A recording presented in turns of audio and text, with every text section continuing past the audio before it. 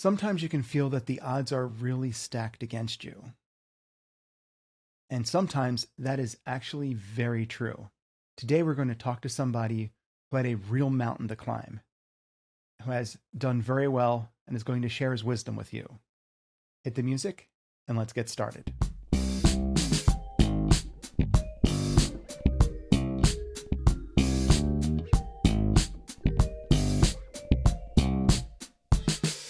So often on this podcast, I have on people to tell you what to do. And occasionally I bring on people who are very much like us, who have taken the journey, who are dealing with issues that you deal with in your everyday life and have to confront this weight loss journey that I myself am stumbling along right now.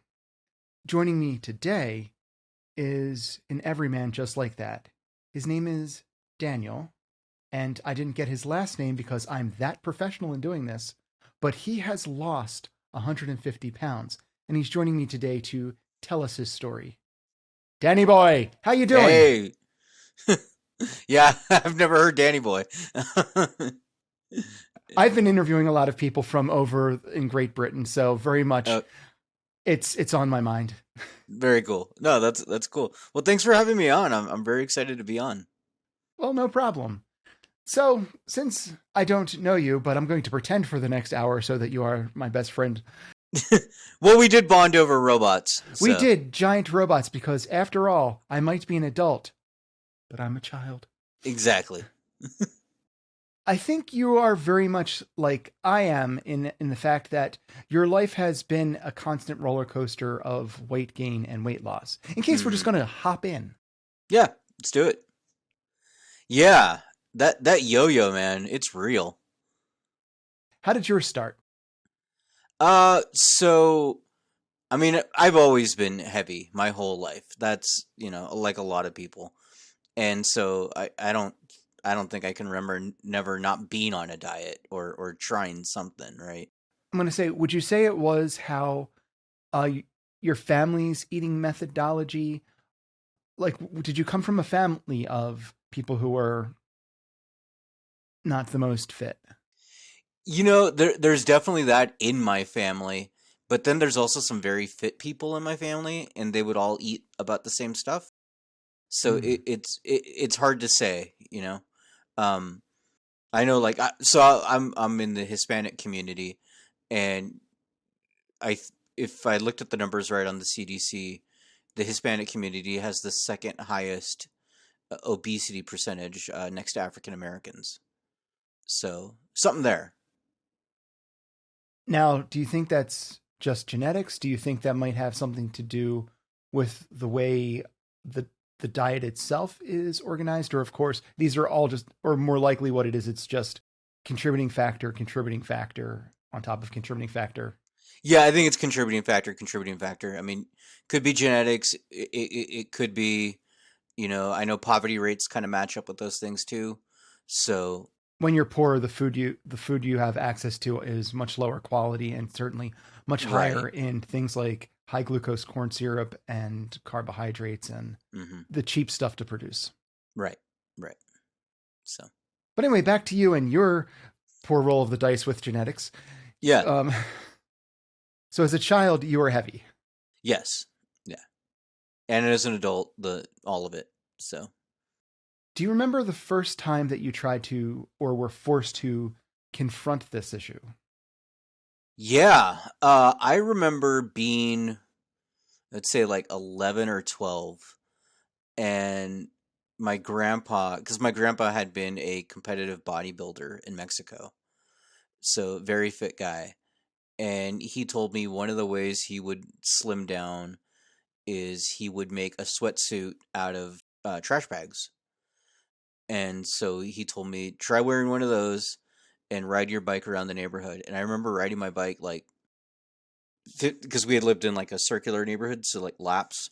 And I would just ride my bike wearing the garbage bag, doing as many laps as I could, just sweating as much as possible in an attempt to lose weight at like 10.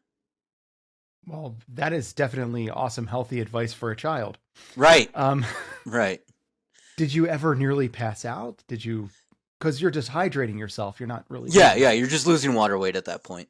Um, no, no, I never got to that point because I was 10. I was also not going to do something I didn't want to do at that point. Like, I mean, I would work out, but then I'd be like, okay, this sucks. I'm going inside. Did your grandfather have you doing weightlifting around that age? A little bit later, like 12 or 13, we did some weightlifting together. Because yeah, until puberty hits, weightlifting isn't very valuable. You don't have the chemistry in your body to utilize that kind of stress. Yeah, that's what he said. Like, you need to grow in order to be able to lift. Well, it's good he didn't put you through that when you were too young. Right? Yeah. Yeah. Now, when I was 11 years old, I weighed 280 pounds, and my upbringing was relentlessly cruel because of that. Upbringing, my peer interactions were relentlessly cruel. Hmm. How was your childhood in regards to that? It wasn't bad that way at all. Y The area I grew up, there was a few overweight kids, so we all kind of like worked together to make sure nobody got bullied. Um, Plus, I was in a weird situation where the area I was living in, um, they were constantly developing new schools, and literally every year of elementary, I had a different new school to go to. So like everybody was the new kid. Like there was a core group that kind of like because they were all within the same neighborhood, they would move to the wherever the new boundaries were set. But yeah, there was just so many new kids. There wasn't really a lot of bullying. No time to establish cliques because next year it's a different place and everybody's new. Yeah. God, that would have been so nice. That would have been Right? so nice. It was a weird thing, man. Just like, oh, that's the school now? Okay. You had a clique of people who were in roughly the same shape. You prevented each other from getting bullied. So you had your own group that insulated you. Mhm. At least from that standpoint, you were spared that level of cruelty from society. Did that maintain throughout your entire childhood into your teen years? Or how were your teen years? I always felt uncomfortable in my own skin, right? I always had that awkwardness as a teenager, lack of confidence and all that. Um, a lot of it stemmed from being overweight. I'm sure there's some of it just being a teenager. So, you know, it's kind of hard to say where one line starts and one line ends.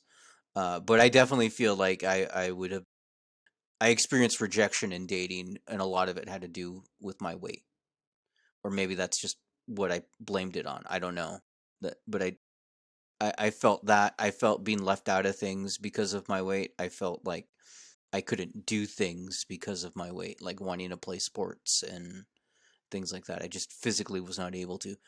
I was also born with a heart condition, so there was a lot of sports that I couldn't do anyways, whether or not I was in a healthy weight. So, If you don't mind me asking, what was the heart condition? it's called transposition of the greater valves. Basically, your heart valves kind of go X shape, like they flow in one way and flow. Yeah, I was born with mine parallel. So, um, it's a thing that happens. There's millions of adults that live with it, and I happen to be one of them. Simply because I'm unfamiliar with this condition, what is the end result of having? So the heart is effectively, to really simplify it, The pipes are backwards. what is the effect of that? A lot of people do die of it if they're not treated. I had a procedure that was done in the 80s. They don't do it now. They do something else. Like if your child is born with this, they would do a different type of surgery. And it's my understanding then you would have another surgery at like 16 that basically fixes it for good, and it's not an issue. So now it's not a big deal. But for people my age, it's a deal. It can put me. Eventually, I might need a heart transplant, but they don't know yet. Oh man. Yeah. Was it dangerous for you to work out, or just you couldn't get the blood, couldn't supply enough oxygen? Oh no, no, nothing like that. No, it still supplies the oxygen. It's still able to move. The problem is like I wanted to play football, right? Since I was a big kid, I thought least I can smack some people around. You know? That's a fair thought. That's Yeah. exactly the kind of thought I would have as a 16-year-old boy. Why not? So, yeah. But the fear was that direct impact right into my chest might do something to my heart, maybe knock it out of rhythm, or just because it's so fragile with the way it operates. Yeah. So that prevented you from Any being in contact sports is what I was told. So, like, I really liked karate growing up because I was in the 80s. Of course, I loved karate. So, yeah. We all wanted to do karate. I still want to do karate. We can do some karate in the back if you want, just like Step Brothers. Oh yeah. I now box, but I also want to be able to kick, and my kicks are poor. Right. Let me just bring it back around to me and my desire to hit things. That is just the purpose of my life, just to hit things, because I didn't tantrum enough as a child. Mm-hmm. And that still affects you now. Yeah. I literally just saw my cardiologist last week. What kind of exercising are you capable of doing in your life these days? Oh, I don't have a limit. Like, I mean, I couldn't do, like, if I wanted to go join an MMA gym, right? That I couldn't do. But, yeah, weightlifting, cardio, rowing machine, Pilates, yoga, like, it's all fair game. Zumba. Yeah, I can shake it. I suffer from terminal white boy rhythm. There's just no way. How did you get to 150 pounds? How did you, so you were, because, there's heavy, and then there's 150 pounds. Oh, and then there's where I was at, which is like, damn.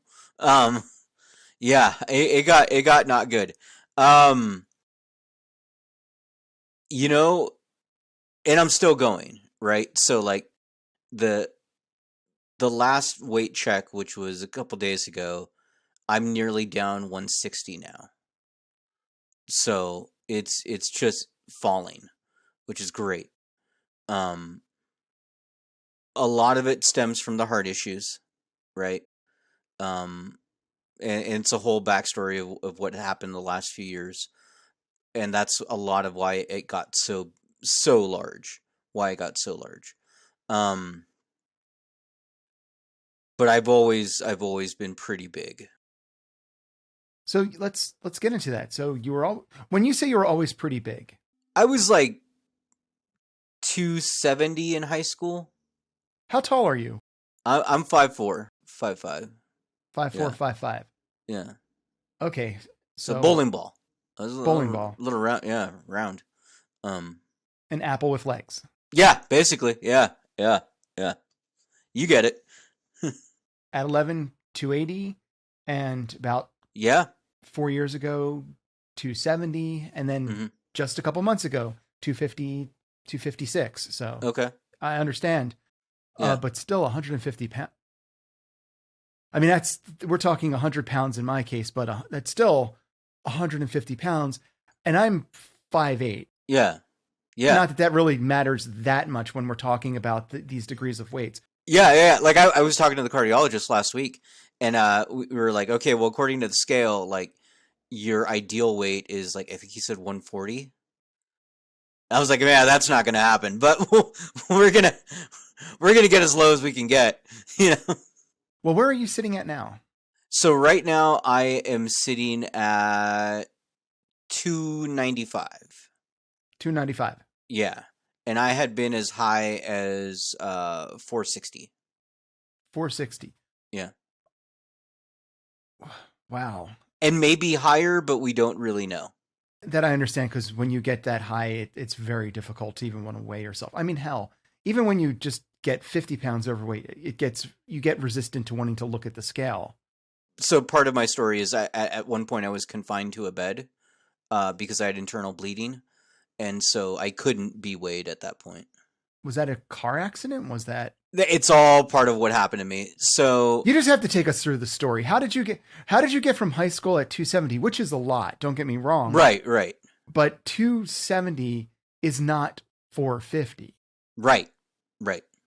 So all throughout my life, my weight would slowly increase, maybe 15 to 20 pounds a year, it seemed like. But then all of a sudden, like, the last few years, it really started piling up. What were the factors that brought it on? Because I think a lot of people, especially people who don't have to deal with weight issues, think it's sort of like, well, he just was lazy. He didn't have control and all these different things, but they don't take into effect that there might be physiological factors, that there are emotional factors, that there is also the fact that the entire food industry is set up for everybody to fail. And all these things compile. Yeah. I mean, I constantly did where I would lose weight for a few months and then it gained back. Or there was one point when I was about 360, I got down to 230, and then had a really bad breakup and almost gained it all back within a year. So depression is a big factor. Yeah, depression's a big factor. I've always had very sedentary jobs too. It's corporate America. I mean, but I would always work out. I would always go to the gym. I would always be fairly healthy, even for my size. But, about 4 years ago, I started packing on weight really quick and I got really sick, and it ended up they found blood clots in my lungs and in my right leg. So that's when pretty much everything hit all at once.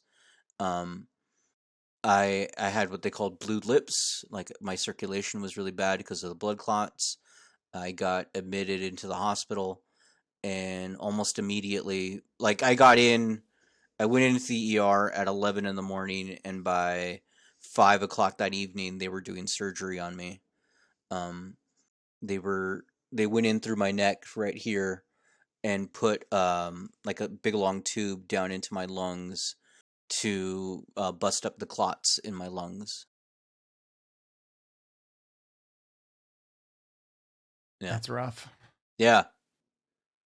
How long was the recovery from that? I mean, you could argue it's been 4 years, Fair enough. It's been rough. So what I was told at the time is that there's a 20% chance of survival if you have a blood clot in your lungs, and I had multiple in both lungs. So near death sentence. Yeah, I was literally in a end of life room. That's what they put me in.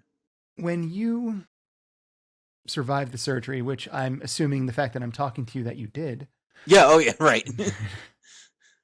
What was the thought process? So you had your surgery, you were out, you're recovering, you weigh who knows how much at this time. Right.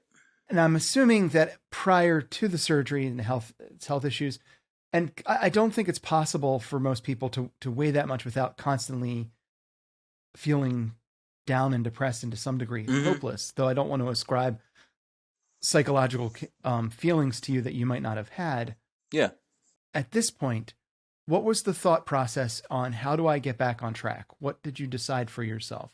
I mean, I wanted to live, right? Like I didn't want to be in the hospital. I didn't want to be in the ICU. I didn't want to have a tube down my neck to save my lungs, right? So I knew something had to change. At that point, though, the whole point was just to get me stable, just to get me out of the hospital and on the path to recovery to eventually then lose weight.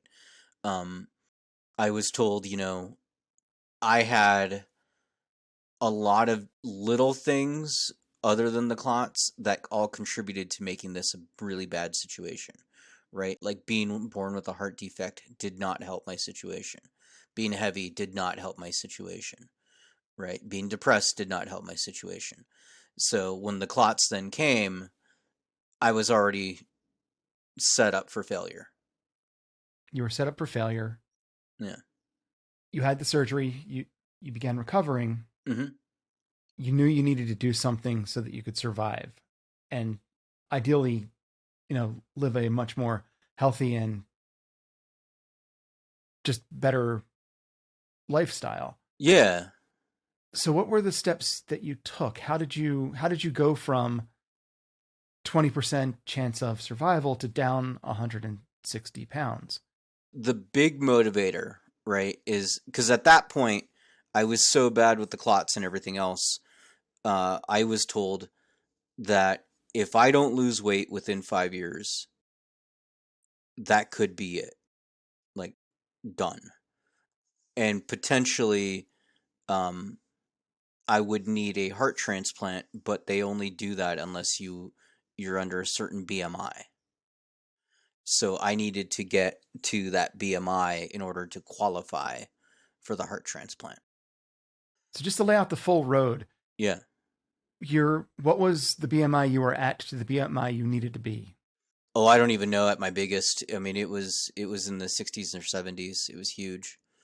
And I needed to get down to a BMI of 40. So you can still be big, but not where I was at. Right. I think it's 40. Maybe it's 35. Lower. Lower is the answer. Much lower, which probably translated to somewhere between that 150 to 200 pounds. Yeah, somewhere in there. Somewhere in there. For me. So like the doctors just, they're not nutritionists, right? So they were just like, you need to lose weight, stop eating so much, go see this person. Okay. Stop being a fatty and get your ass in shape. Yeah, basically. Thank you, doctor. That prime medical advice helps. Right. Oh, that's all I need to do. Okay, great. Yeah. So I did everything, man. I tried calorie restriction. I tried keto. I tried low carb, no carb. I did weird stuff too. Like, I don't know if you ever heard of the Dukan diet. No, I've not, but please lay it out because I don't think anybody listening to this has. So apparently it's fairly popular in Europe. It's not as big over here. But essentially it's another low carb diet. Very high protein. There's a list of like 100 vegetables and foods you can eat, and that's all you eat from. They do like one day you can only eat protein, the next day you can eat protein and vegetables, and it just goes back and forth like that. It's based off a doctor named Dukan. That's why it's called the Dukan diet. So you were doing all these different diets. What else? So is it just you keep switching up your diet, or did it just take you a long time to settle on the one that really works for you? Well, see, what would happen is I would lose some weight, and then it would plateau, and then I would get frustrated with the plateau because I knew I had that clock ticking over me, right? And I would try to get through the plateau, but then like one of my health issues would kick in, and then I would be sad, and I could be immobile for up to a month, and then it would be frustrating. Would you start eating? Yeah, junk again? I mean, my family means well, but they're not going to cook the meals that I need to be made in the way I need to make them. And then, what else are you going to do? You literally cannot move, either I couldn't walk that day or something, right? I mean, I got so far as I looked at weight loss surgery. I went to a clinic. So the bariatric band or some variation of that, mm-hmm. What did they tell you? Because they really like to sell those things.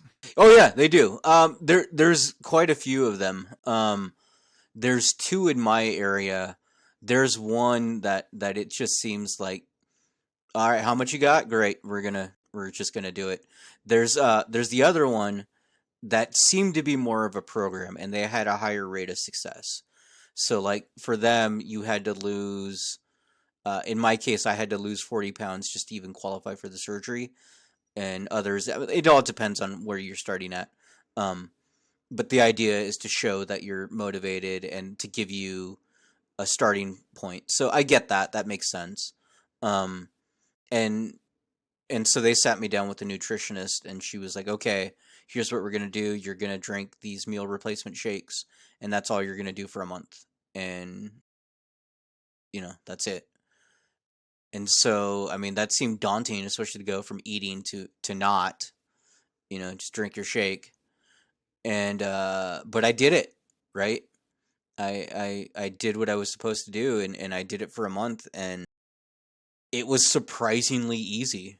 It was so weird. I mean, I missed the idea of like food, right? But my shake was filling enough that I didn't, I was okay. But when I went to do my weigh-in, I had lost 20 pounds in that month, which is great.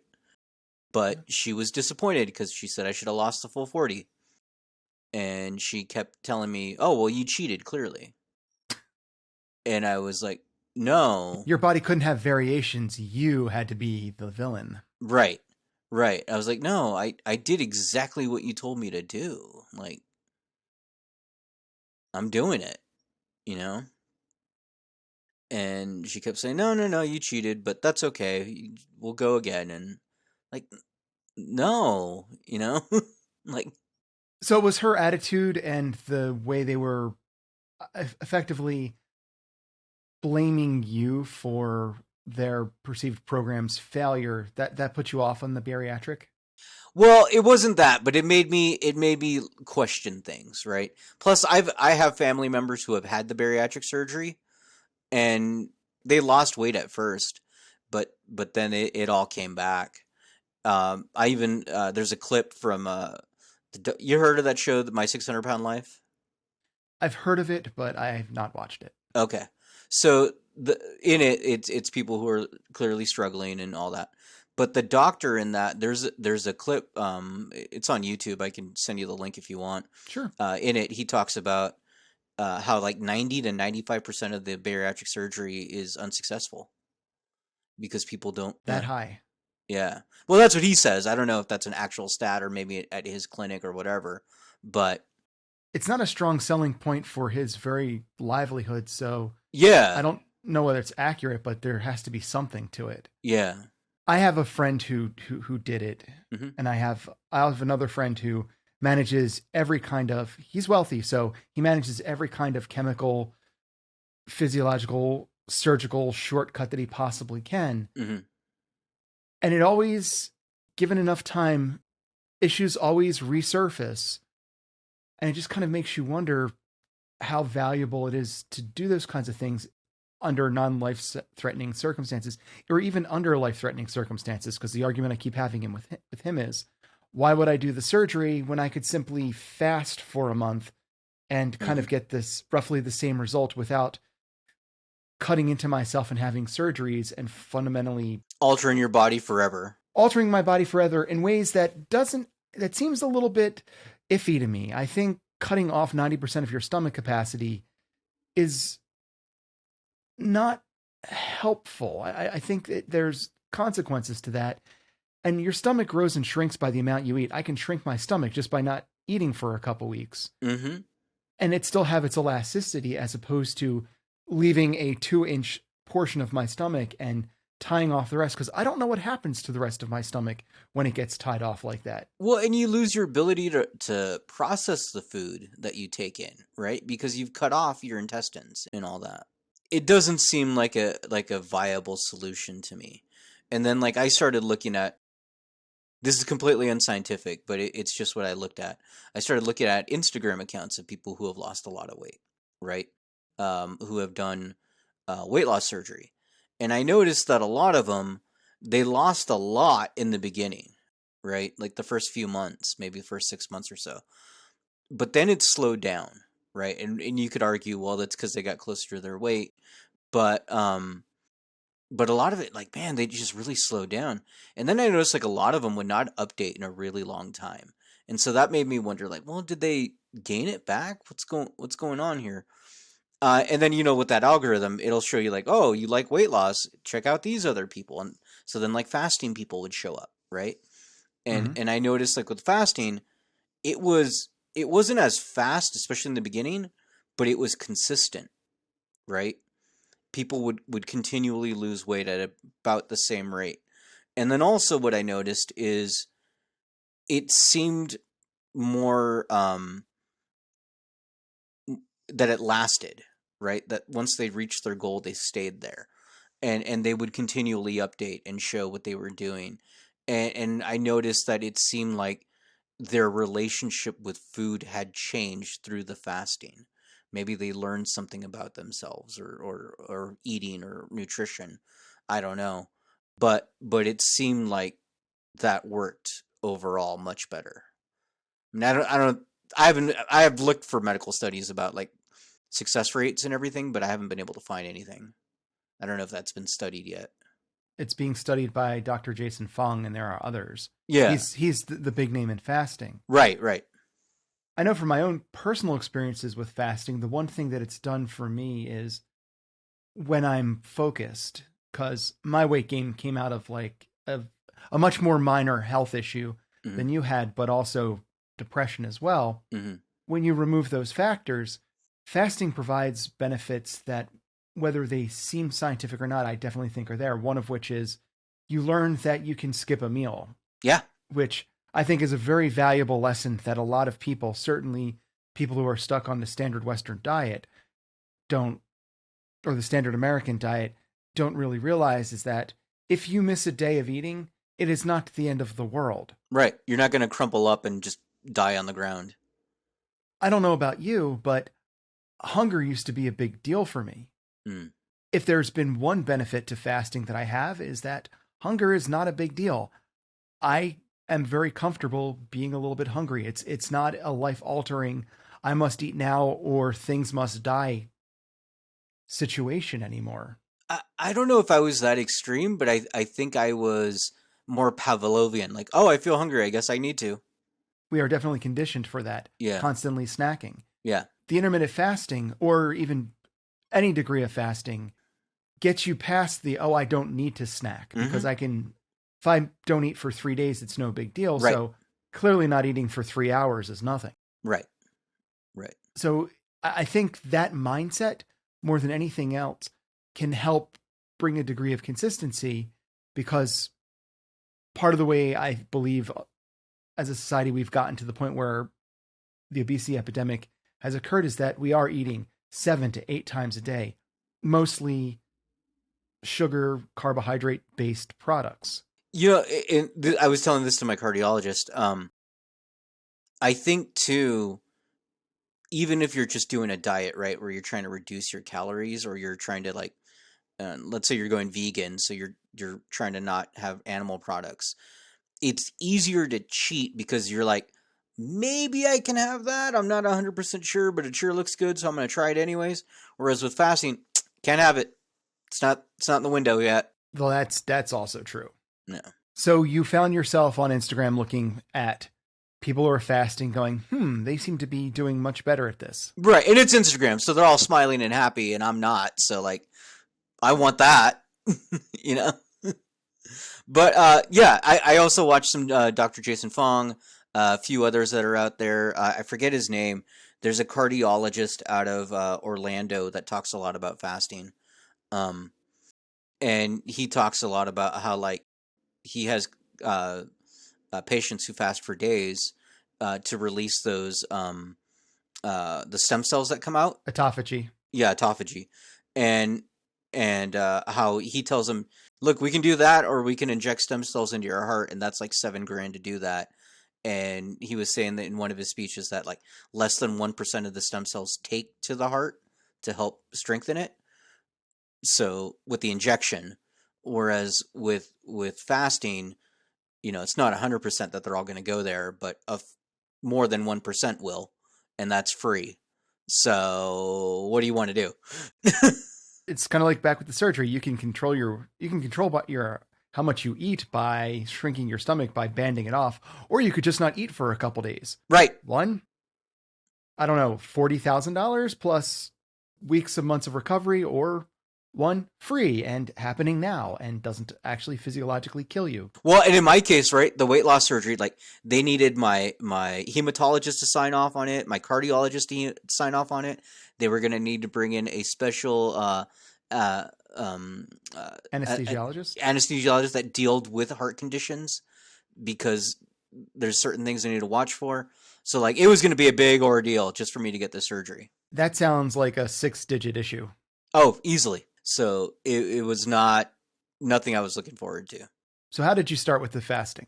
I assumed that everything was centered around diet, because I could imagine you would get trapped in bed, but I imagine when you weren't trapped in bed, exercising was probably horrifically difficult at this period. Yeah, and I would look into it, right? I would look into like diets and methods and how people lost weight, and so I would try anything I could because I was so desperate, right? But having done the month of liquid diet, it made me realize, well, maybe I could also skip out the liquid and just do the fasting and try that. I mean, I went a month without eating, just doing the liquid. I mean, surely I have resolve, you know? And so I looked in how to do it. I started with the standard 16-8 like most people do. Mhm. And I saw some results pretty quickly thereby. And that was exciting. From there, I quickly moved up to OMAD, right? 1 meal a day. And man, I did that for like 6 months and lost like 80 pounds, I think. What did you eat when you had your one meal? I would do something low carb. Um, I got really big into ceviche. I don't know if you know what ceviche is. You know, I want to appear a lot more cultured than I am, but That's okay. Yeah, I live in North Idaho, can you man. When I fry tell it? people Yeah. these things, nobody knows. So, yeah, ceviche is it's a Hispanic dish. A lot of Hispanic cultures have their version of it, but essentially it's a uncooked fish that's cooked in like lime juice with different types of vegetables and fruits, and you can mix it and match it and have different types. Some ceviche has got like tilapia in it. Some has got shrimp in it. They're all different. I made some pretty good stuff with shrimp and mango. Oh, so good.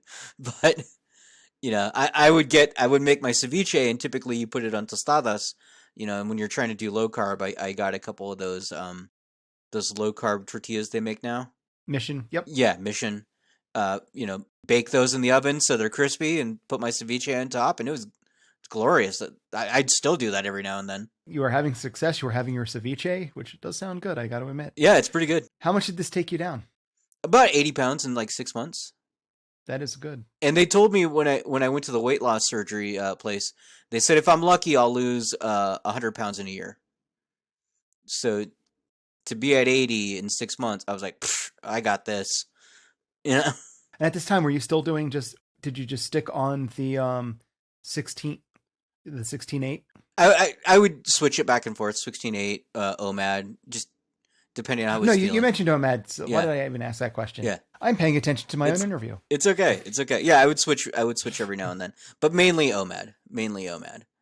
And then losing weight, I was able to move around more. Started going to the gym. I wouldn't go too crazy, just really light weights, small amounts. But I was going, and I was getting my life back, and that was huge. And so from there, I would keep going, and then finally there was a situation where like I got to I was at a family function, and the food that was available did not match what I was trying to do with OMAD, right? And I looked around and I thought, well, I could eat what's here, and I probably wouldn't do bad because I'm on OMAD, right? I'd probably get away with it, right? Yeah, you'd weather that. You were months of OMAD and low carb, and yeah, you couldn't do any. You effectively, no matter how gross the treat meal might have been, it wouldn't have in the long run had any effect on anything you were doing. Right. But then I thought, well, I could just not eat. Because at that point, I've been doing OMAD so long that, like, I was... When it was time to eat, I wasn't always hungry, right? And even smelling all the food, I wasn't hungry right then and there. So I decided, I'm not going to eat and see what happens. And I went to bed that night without eating, and I felt fine. And then I woke up, and I wasn't hungry yet, and I felt fine. And my window wasn't until much later in the day, and I thought, well, I got stuff to do. Screw it, I'm just going to go. And so I went nearly 48 hours for my first time. Basically because I decided not to eat junk food one day. And I felt great. And I was like, holy crap, this is amazing. And I loved it. Yeah, the first time you went 48 hours, you were primed because you were doing the OMAD, you were doing low carb. And I think a lot of people don't get how easy it is to do it when you're not afraid of it and you're not obsessing on it. And especially when you've already got your insulin levels down and you have ketones present in the body, so that the entire feeling of when your body is already adapted to burning fat. Yeah, you got those ghrelin levels nice and down. Yeah, and you're going, so it just kind of goes smooth. The first time I did it, I felt fine the entire time, but the first day I was panicking just over the idea of not eating. Then you do it the first time, it's sort of like, oh man, this was easy. Surprisingly easy. Like it was fun. And then I wanted to do it again, you know? And so I did. I ate once and then I went another 2 days and that was great. And then I thought, well, shouldn't do this too much. I'll go back to OMAD. And so I did that. And so I constantly shifted, but the idea of like switching it up regularly kind of got stuck in my head, right? That was always just kind of gnawing back there. And then I started watching, I would watch YouTube videos on stuff, and I would watch documentaries. Because I guess because of my grandpa, right, with the bodybuilding, I like watching bodybuilder like videos on how to work out because I want to get in shape. I want to firm up, but I don't want to be like huge. I don't want to be one of those guys. But there's good, how to do a deadlift or squats, how to do it properly. Like that's good to learn from them, Yeah, it's good to know those things so you don't shoot your spleen across the floor. Right. Don't want that to happen. So I was watching one of those videos, and the guy in there was talking about how it was good to regularly change up your workouts because your body adapts. Body confusion, yeah. Yeah, and I thought, well, kind of makes sense for fasting. And then I thought about how fasting is designed to mimic ancient eating patterns, right? How they would go hunt and gather and all that. When there was no food, there was no food. Right. And then like living up here in North Idaho, right? I know a lot of hunters, and I know that even with modern day stuff with like scopes and binoculars and drones and trail cams and all that, they don't always get the deer. No. It's definitely a fair fight out there these days. Oh, well, yeah, for sure, because the deer know what's up. No, it's not. But still, even with that advantage, they get away. Yeah, it surprised me how much variation we're missing, I think.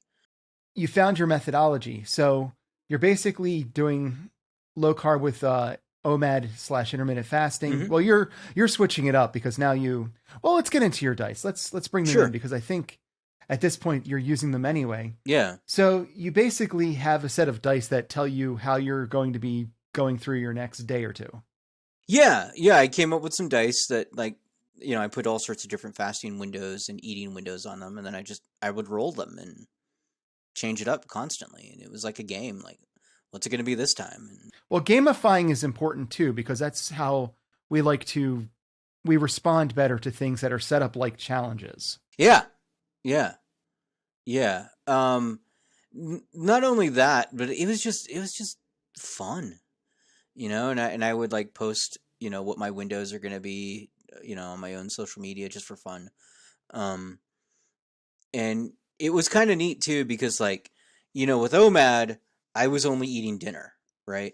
And I would have friends every now and then who'd be like, hey, we should go out to lunch. And I'd be like, well, I don't eat lunch, but with this, there were days, you know what? I can do a lunch. Let's do that.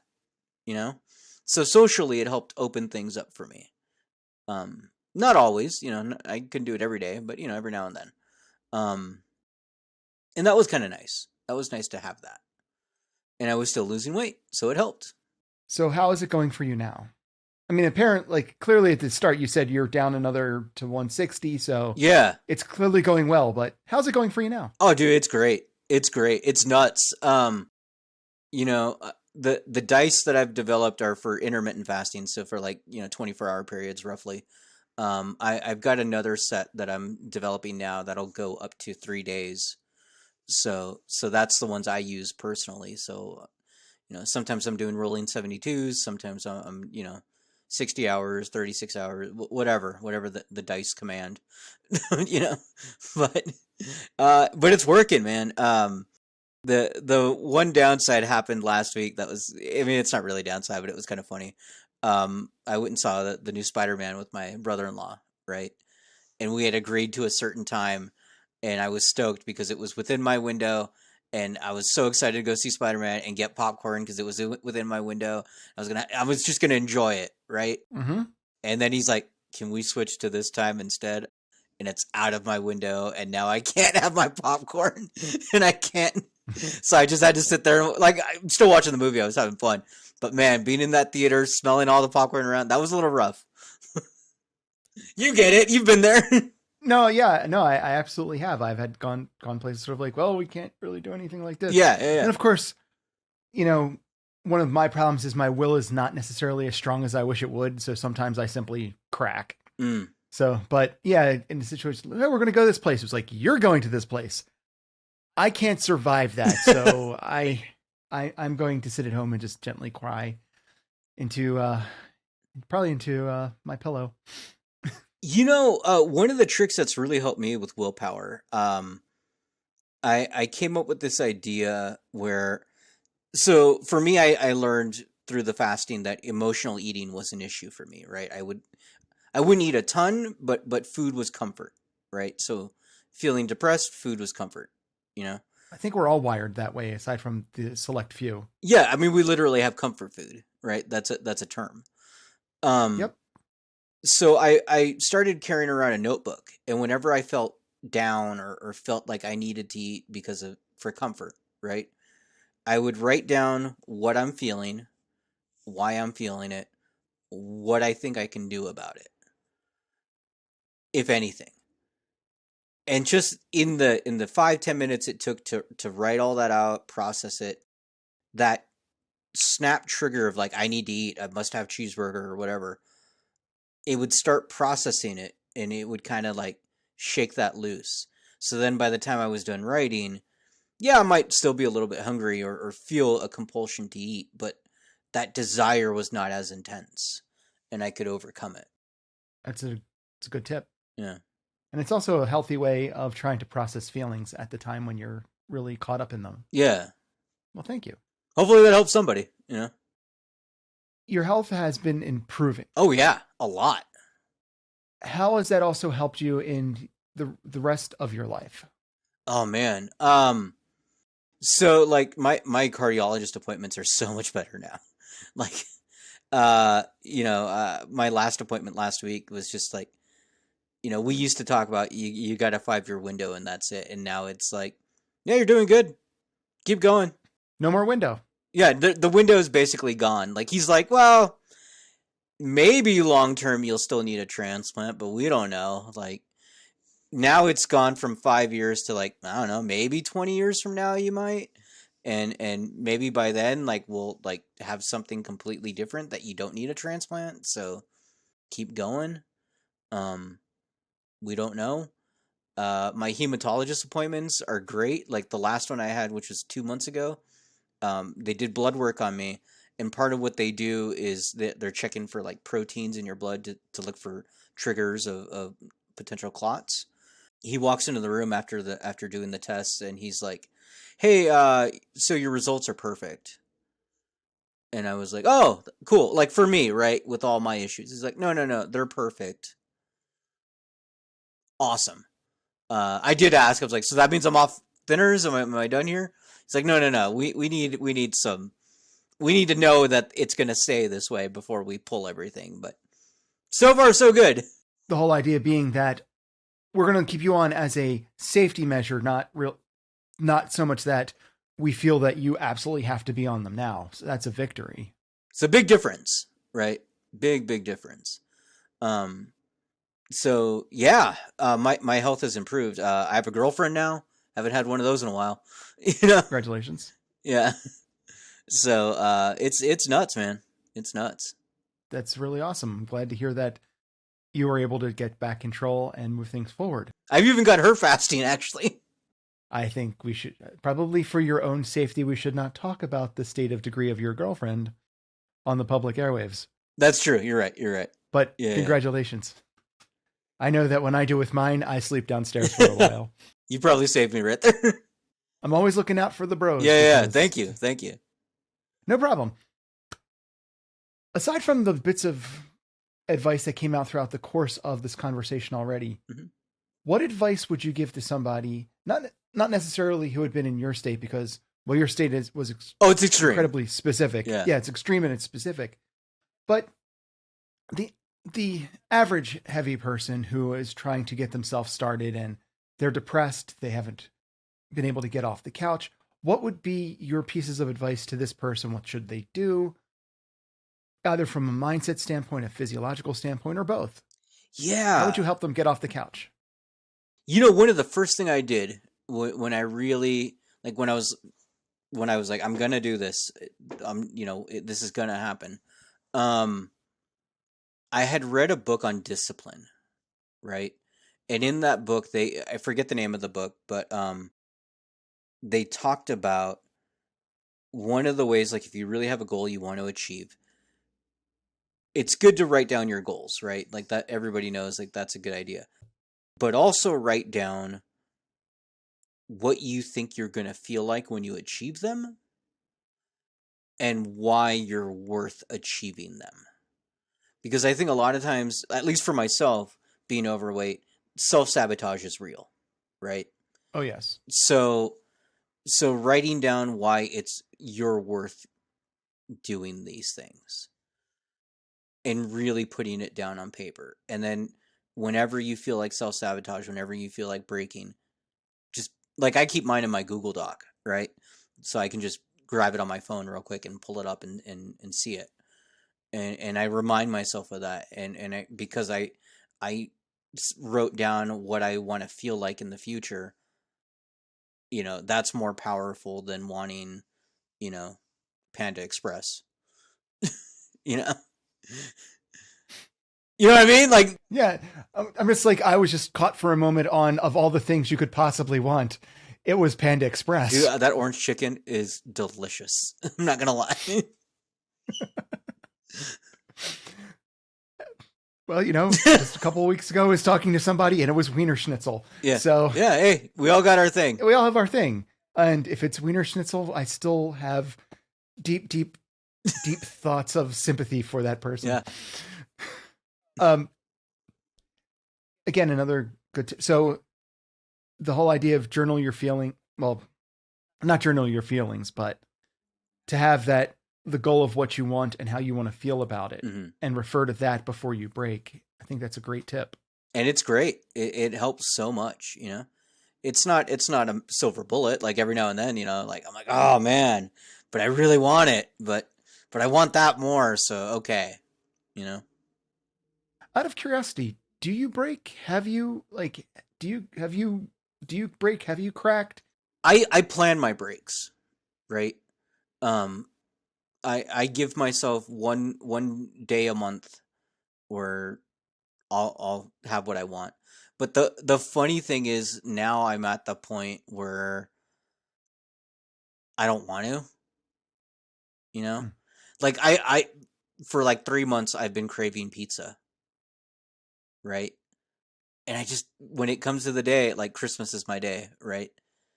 And I want it, but I don't want it.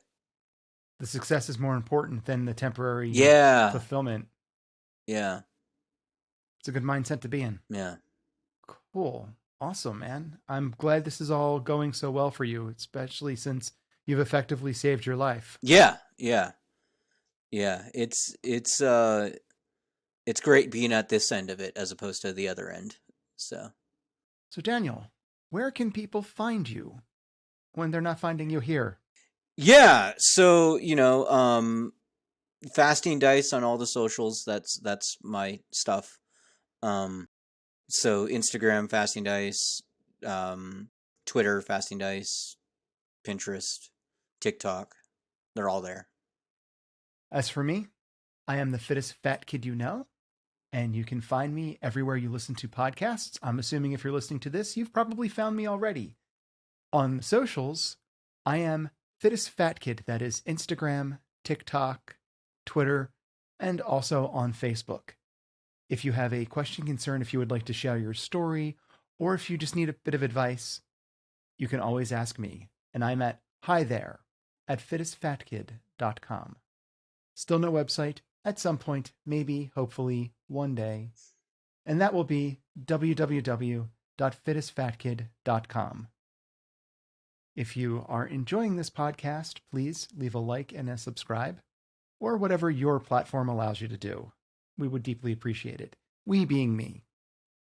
So, whoever you are, wherever you are and whatever you're doing, hold yourself accountable, but do it with kindness and understanding. And I'll talk to you next week.